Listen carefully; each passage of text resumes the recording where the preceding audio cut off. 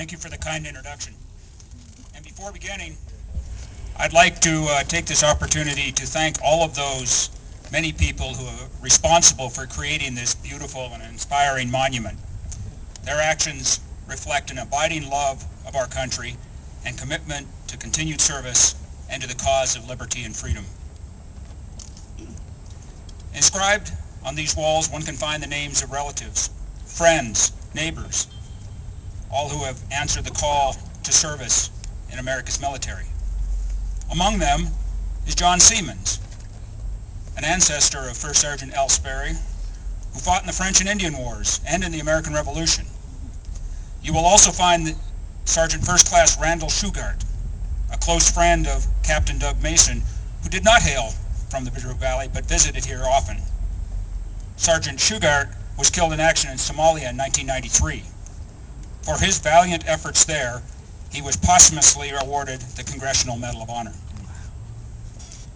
It is fitting that this monument be dedicated on Memorial Day, a national day of remembrance, established after the Civil War to honor those who have fallen in battle. Remembrance. Nowadays, this quality is in short supply. In the hustle and bustle of our modern age, folks tend to live in the here and now, giving little thought to what has gone on before. Consequently, we have become afflicted with a sort of cultural amnesia that threatens to unravel national unity and to erode the national willpower needed to confront the many challenges, both foreign and domestic, America now faces. But as we quietly walk through the monument we have dedicated here today, or visit the Doughboy statue before the old courthouse, or pause before the flag-adorned grave sites at our local cemeteries, memories that undergird patriotism do indeed return. First, we remember that the freedoms we take for granted have been secured by the sacrifice and service of individual citizens, such as those whose names are inscribed on these walls. Second, we remember that protecting our heritage and combating evil have required determined action in places like Gettysburg, the Marne River, Iwo Jima, Dechosin Reservoir, the Mekong Delta, Anbar Province, and most recently Kandahar, and many, many others. And finally, we remember that what Americans over the years have fought and died for has indeed been worthy of the sacrifices made. And this is the idea of American exceptionalism. And by this I do not mean the vulgar notion that somehow Americans are superior human beings. We are all flawed and fall short in the eyes of God.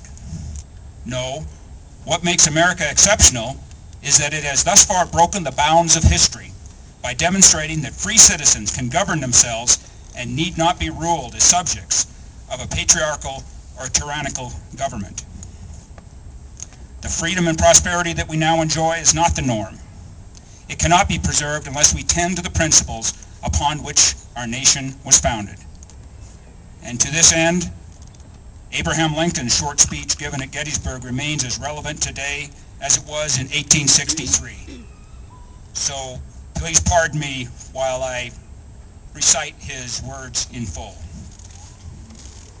77 years ago, our fathers brought forth on this continent a new nation, conceived in liberty and dedicated to the proposition that all men are created equal. We are now engaged in a great civil war, testing whether that nation, or any nation so conceived and so dedicated, can long endure. We are met on a great battlefield of that war. We have come to dedicate a portion of that field as a final resting place for those who here gave their lives that this nation might live. It is altogether fitting and proper that we should do this. But in a larger sense, we cannot dedicate. We cannot consecrate. We cannot hallow this ground. The brave men, living and dead, who struggled here have consecrated it, far above our poor power to add or detract. The world will little note nor long remember what we say here, but it can never forget what they did here. It is for us, the living, rather, to be dedicated here to the unfinished work which they who fought here have thus far so nobly advanced. It is rather for us to be here dedicated to the great task remaining before us, that from these honored dead we take increased devotion to the cause for which they gave their last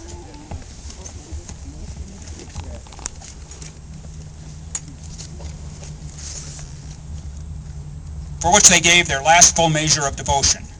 That we here highly resolve that these dead shall not have died in vain, that this nation under God shall have a new birth of freedom, and the government of the people, by the people, for the people, shall not perish from the earth. My friends, we have and will always have unfinished work to do if government of the people, by the people, for the people will not perish from the earth.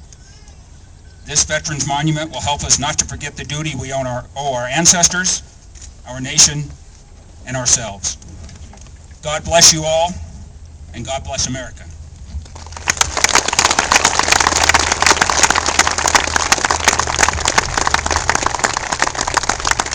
Thank you, Colonel Doody.